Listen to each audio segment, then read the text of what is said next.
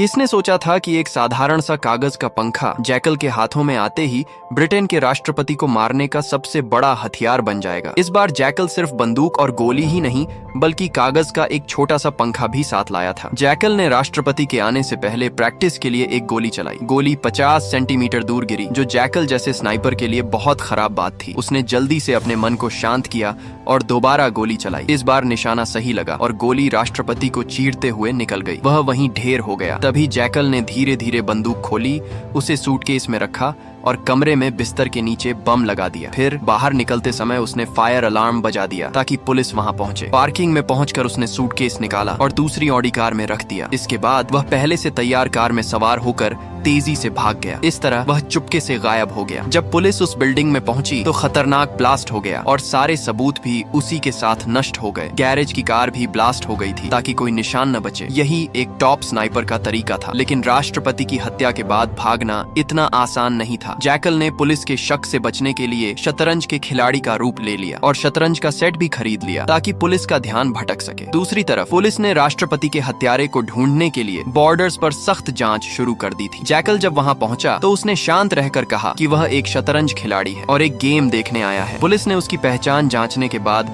उसे गाड़ी में रखे डिब्बे को दिखाने को कहा। यही तो जैकल चाहता था, ताकि पुलिस वालों को यकीन हो जाए कि वह शतरंज खिलाड़ी ही है। पुलिस ने उसका पतला दुबला शरीर देखकर सोचा कि वह शायद मुर्गी भी न मार सके और उसे जाने दिया। जल्द ही जैकल फ्रांस पहुंच गया। एक इंटरनेट कैफे में जाकर उसने अपनी यूएसबी कंप्यूटर में लगाई और अपने कॉन्ट्रैक्टर से पूछा कि राष्ट्रपति को मारने का पैसा कब आएगा। जैकल आज तक उस कॉन्ट्रैक्टर से नहीं मिला था। वह मिलना चाहता तो था, लेकिन अगले कॉन्ट्रैक्ट के लिए $10 लाख सुनकर उसका मन डोल गया। उसने और कुछ नहीं सोचा और हाँ कर दी। उसने कहा कि 5 लाख काम से पहले, बाकी के बाद में। कॉन्ट्रैक्टर भी मान गया और उसे लोकेशन बता दी। जैकल पहले लोकेशन पर गया। वहाँ कॉन्ट्रैक्टर की एक एजेंट ने जैकल को नया टारगेट दिखाया, लेकिन जब उसे टारगेट का पता चला तो उसने कीमत 5 लाख से सीधे 10 करोड़ कर दी, क्योंकि यह टारगेट दुनिया का सबसे अमीर आदमी था और उसकी सुरक्षा बहुत सख्त थी, जिसे मारने में काफी मेहनत लगेगी। इसके बाद जैकल ने स्पेन में अपने विला में पहुंचकर देखा कि उसकी पत्नी बच्चों के खिलौने समेट रही थी। जैकल को सामने देखकर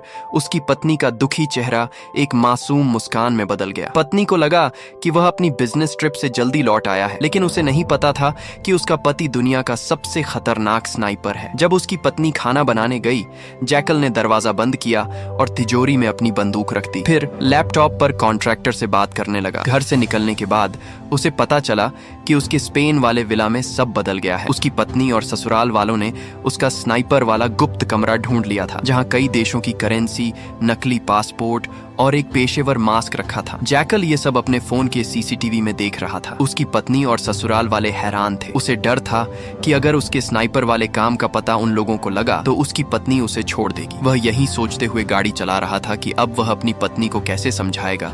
तभी उसका ध्यान भटका और उसकी कार एक ट्रक से टकरा गई। जैकल ने गाड़ी से उतरकर माफी मांगी और पैसे भी ऑफर किए, लेकिन ट्रक ड्राइवर गुस्सैल था।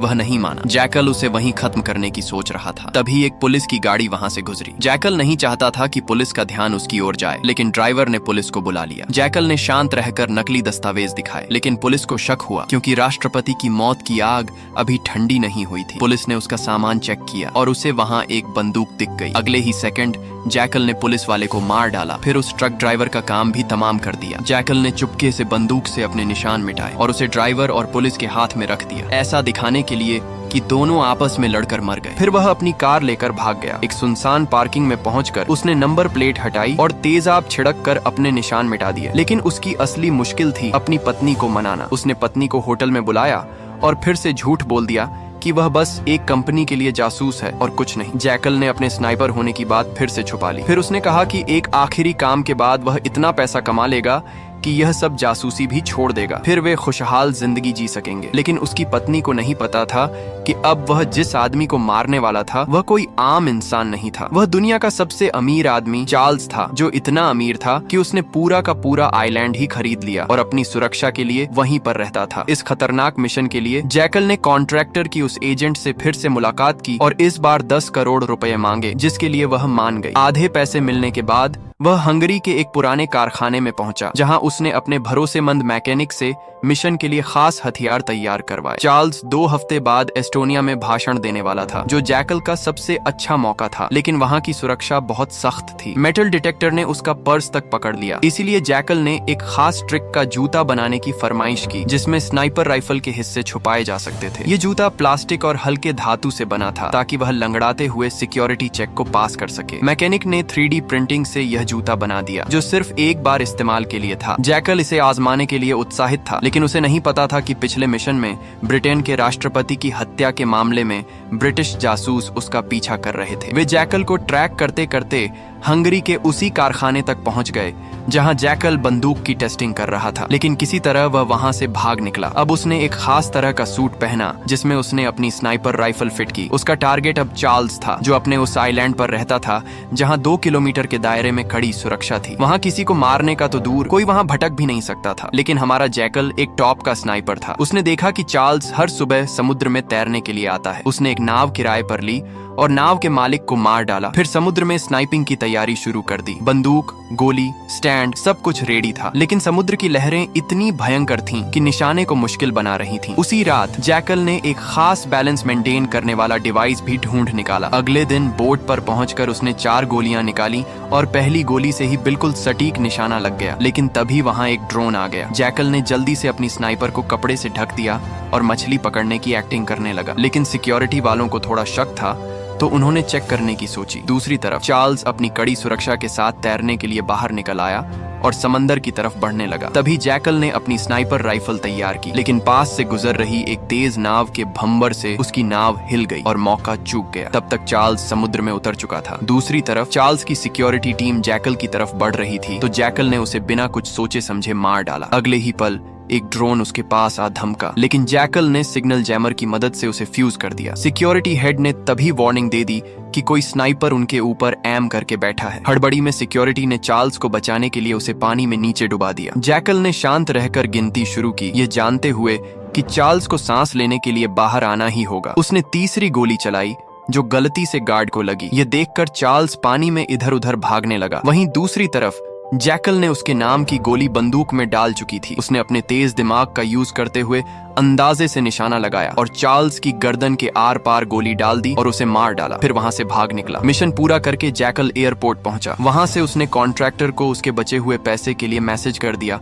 और अपनी स्नाइपर राइफल कन्वेयर बेल्ट पर ही छोड़ दी। जैकल स्पेन अपने घर पहुंचा और उसे पता चला कि उसकी पत्नी और बेटा गायब हैं। उसकी पत्नी को उसका सच पता चल चुका था कि वह कोई एजेंट नहीं, बल्कि दुनिया का सबसे खतरनाक स्नाइपर है, इसलिए वह उसे छोड़कर भाग निकली थी। तभी एजेंट महिला ने फोन किया और बताया कि वह स्पेन में है और उसे कुछ पैसे वैसे नहीं मिलने वाले। इतना कहकर उसने फोन काट दिया। तब जैकल को समझ आया कि उसके साथ बहुत बड़ा धोखा हुआ है। यही नहीं, बल्कि कॉन्ट्रैक्टर की उस एजेंट ने पुलिस वालों को उसकी लोकेशन भी सेंड कर दी थी। जैकल ने बचे हुए पैसे, पासपोर्ट और हथियार लिए और भागने की तैयारी करने लगा। तभी पुलिस वाले घर के बाहर आ धमके और उसी समय जैकल का साला भी नशे में घर लौटा। पुलिस वालों ने उसे जैकल समझकर गोली चला दी। पुलिस को देखकर जैकल ने लाइट बंद की और अपने गुप्त कमरे की एक तरफा शीशे वाली दीवार के पीछे छिप गया। पुलिस वाली ने दीवार की जांच की और दोनों दीवार के आमने सामने आ गए। थोड़ी देर बाद जैकल ने निशाना साधा, लेकिन उसका साथी बीच में आ गया और गोली से मारा गया। थोड़ी ही देर में जैकल ने उस लड़की को भी मार डाला। वहां से बच निकलने के बाद उसके सिर पर खून सवार था। जैकल ने ठान लिया था